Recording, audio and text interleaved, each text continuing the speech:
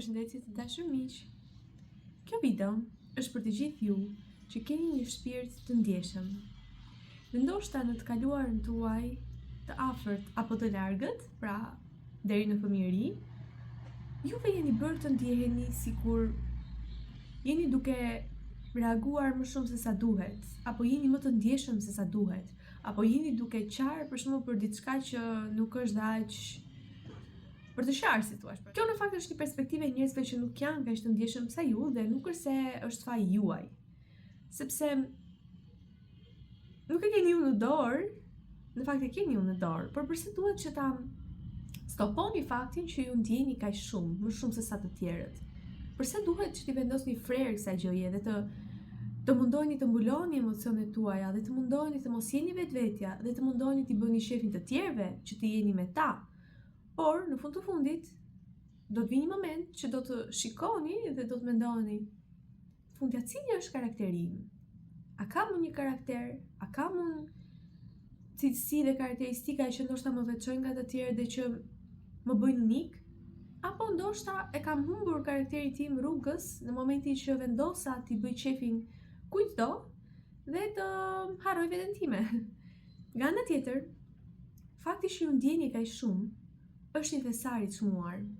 Dhe nëse të tjerë nuk e kanë, nuk është se kanë ndonjë problem, se nuk është se jemi më të mirë se të tjerët, por nëse ata nuk e vlerësojnë dhe nuk ju vlerësojnë ju për atë që jeni dhe për sa shumë ju doni dhe për dashurinë e thellë që keni, për këto emocione të bukura që përjetoni, do thotë që ndoshta nuk është e thënë të jenë me ju. Ju do të gjeni ndoshta njerëz që që kuptojnë në këtë thellësinë e emocioneve tuaja. Është njësoj, për shembulli që po më tregohet, është dikush që noton në sipërfaqe të ujit dhe juve ju pëlqen të shkoni dhe të zbuloni thesaret e fundit të detit, për shembull. Dhe të merrni të zbuloni të guacka, perla të bukura, të flisni apo të interaktoni me gjallësat me peshqit e ndryshëm që ndodhen aty. Dhe në fakt, këtyre personave ju pëlqen që do notojnë në sipërfaqe. Dhe ndoshta kjo për faktin sepse kam frikë të vinë në thellësi, pra kam frikë të ndjejnë emocionet kaq thellë dhe kam frikë se do mbyten, apo thjesht nuk dinë se si të mbajnë frymën aq shumë që të qëndrojnë në thellësi, pra nuk dinë se si të menaxhojnë këto emocione dhe që t'i mbajnë në balancë. Ndërkohë që për ju është shumë natyrale kjo, sepse është si të thoni që ju jeni një siren, po më ndërmend tani, që mund të jetoni edhe në thellësitë e ujit, por edhe jashtë, pra në sipërfaqe. Pra kjo nuk është për t'ju fajsuar ju, dhe as për të fajsuar palën tjetër. Por shpeshherë ne tentojmë, për shembull, sigurisht nëse na thënë në fëmijërinë tonë ne jemi bërë të ndjehemi keq, përse ndjehemi kaq shumë, përse po qajmë tek një film, përse qajmë kur jemi të lumtur, përse për shembull i ndjejmë këto emocione kaq shumë.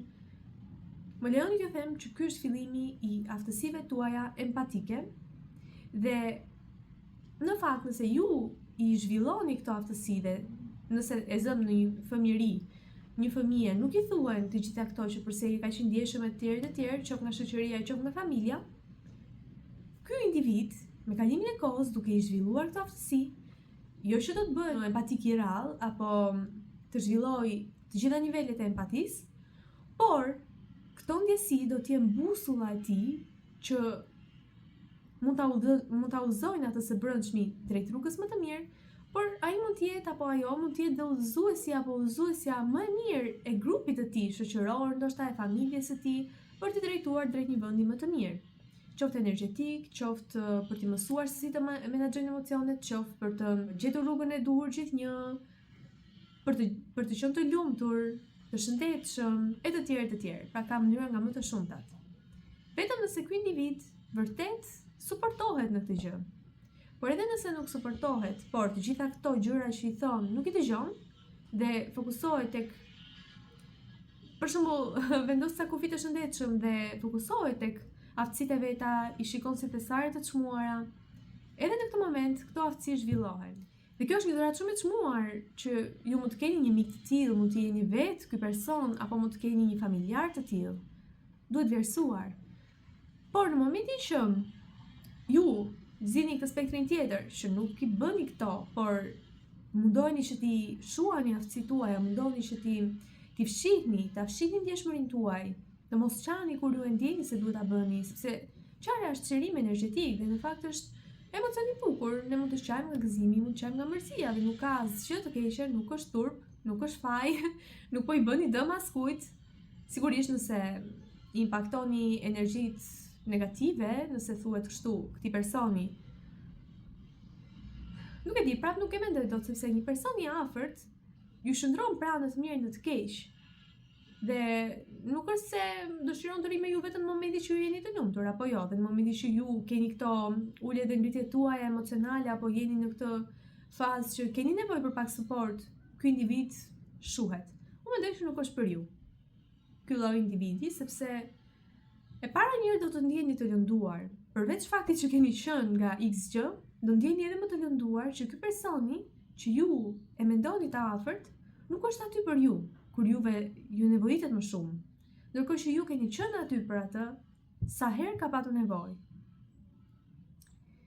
Nga ana tjetër, pra përveç faktit të lëndimit, është edhe fakti që do ndjeni të zhgënjur, do të ndjeni të abandonuar, të tradhtuar, e të tjerë, sepse ju i ndjeni emocionet shumë.